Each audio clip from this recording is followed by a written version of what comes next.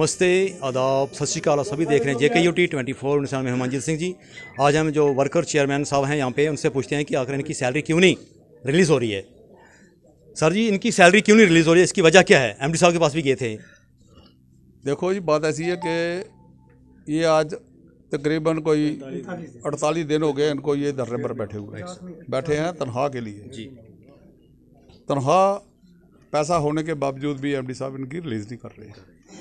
परसों मैं और मेरे साथ हमारे सीनियर ट्रेड यूनियन लीडर हैं नार सिंह जी आए थे, इनसे बात भी हुई थी तनख्वाह को लेकर। तो उन्होंने एक विश्वास दानी ये दी थी कि मैं एक तनख्वाह रिलीज़ करूँगा, एक महीने के अंदर अंदर दूसरी भी दो और तनख्वाह दे दूँगा जी। तो उस वक्त भी इन्होंने बड़ा कुछ हमें कहा कि मेरे पास पैसा नहीं है। ये जो कॉरपोरेशन है यहाँ पर हम खड़े हैं, मेरा ख्याल है कि ये साल का 4-5 करोड़ रुपया तनख्वाह देने के बाद ये डिविडेंड गवर्नमेंट को बचत देते थे। अब पिछले 3-4 साल से जब से सरकार बनी है, सरकार बनी नहीं है, यहाँ पर सरकार है नहीं है, LG की हुकूमत आई है।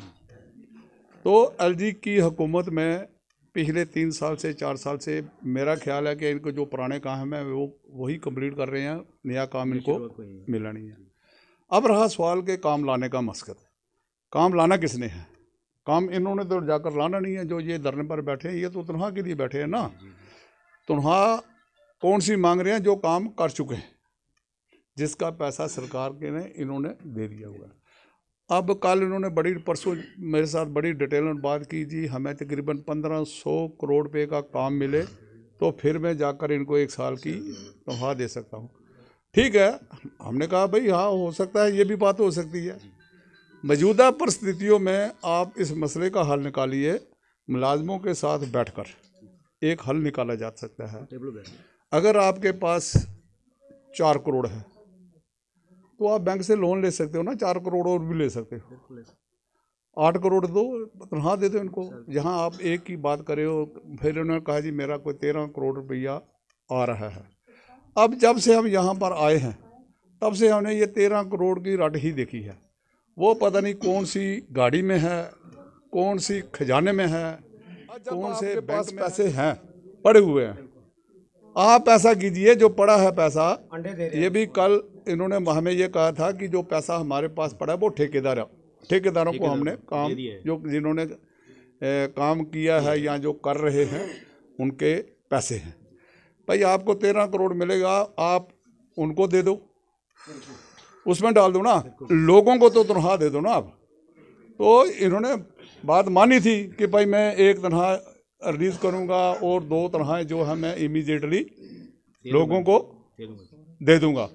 और हमने कहा था, इनको भी ये कहा था, जो हमारे ये साथी मजदूर यहाँ पर बैठे हुए हैं जितने, ये कोई शौकार लोग नहीं है, इन्हीं पर ही गुजारा चलता है तनख्वाह लेने से। अब इसी एजुटेशन के अंदर अंदर कुछ कश्मीर में 1-2 साथी मर गए, जम्मू में 1-2 साथी मर गए। अभी जिनके घर में मातमदारी हो उनका खर्चा क्या है वो आप अच्छी तरह जानते हैं। और MD साहब ने इस बात का हमें ये महसूस किया, उन्होंने भाई हाँ ये ज़ातियात हो रही है, मैं चाहता हूँ इनको तो हाँ रेगुलर मिलनी, पर रेगुलर लाने के लिए काम इन्होंने लाना नहीं है, काम तो लाना है आपने। अब ऊपर जो बैठी है ब्यूरोक्रेट, जो ऊपर इनसे भी ऊपर ब्यूरोक्रेट है, अब जो इनके प्रिंसिपल कमीशन सेक्रेटरी हैं वो भी ठीक है, कोई ऐसी बात नहीं है भाई वो जानते नहीं है कुछ या क्या बात है। अब हमारी समझ में ये नहीं आया कि पिछले 3 सालों में JKPCC को काम क्यों नहीं दिया। अब रहा सवाल, ये कहते हैं मर्च करेंगे, हम कहते हैं भाई मर्च भी करो, लेकिन करो तो सही ना कुछ करो। उनसे पहले ये जो तनख्वाह मांग रहे हैं इनकी तनख्वाह रिलीज कर दो। MD साहब कहते हैं कि ये प्राइवेट सेक्टर है, पहले हम ठेकेदार को देंगे फिर हम इनको देंगे, इसकी वजह क्या है? ठेकेदार देखो, ठेकेदार को कौन सा इमीडिएटली आज ही कोई स्कूल बन गया है या आज ही पुल बन गया है, आज ही कोई बिल्डिंग खड़ी हो गई है कि हमें उसका पैसा देना है। फिर जब आप ये भी बात कहते हो कि पास ठेकेदारों का पैसा, इसका मतलब कि कहीं ना कहीं दाल में काला है।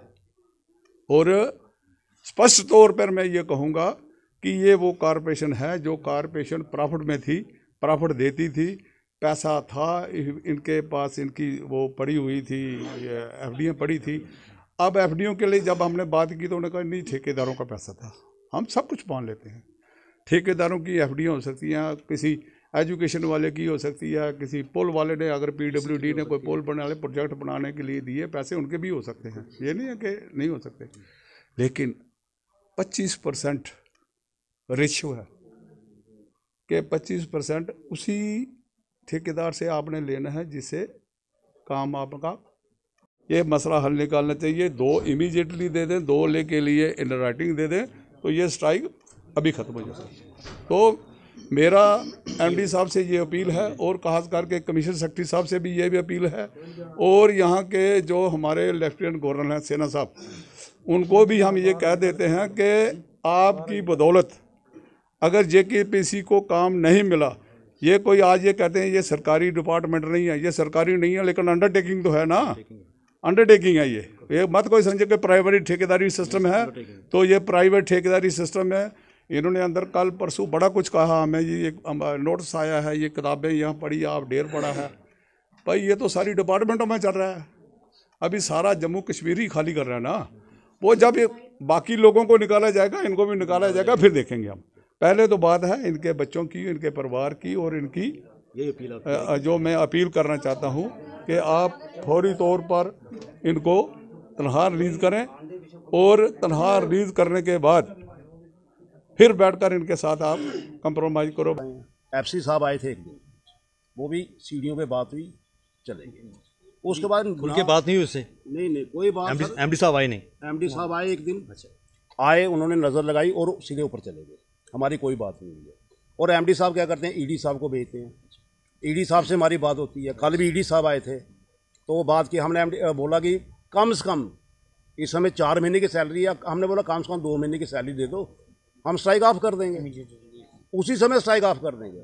पर सर इस समय हमारी पोजीशन पता क्या है, बच्चे हमारे, जब हम घर जाते हैं ना, डर लगता है घर कैसे जाएं, बच्चों के सामने कैसे जाएं घर पे। बच्चों की डिमांड है, रजिस्टर चाहिए, पेन चाहिए, खाने को भी चाहिए, स्कूल की फीस चाहिए।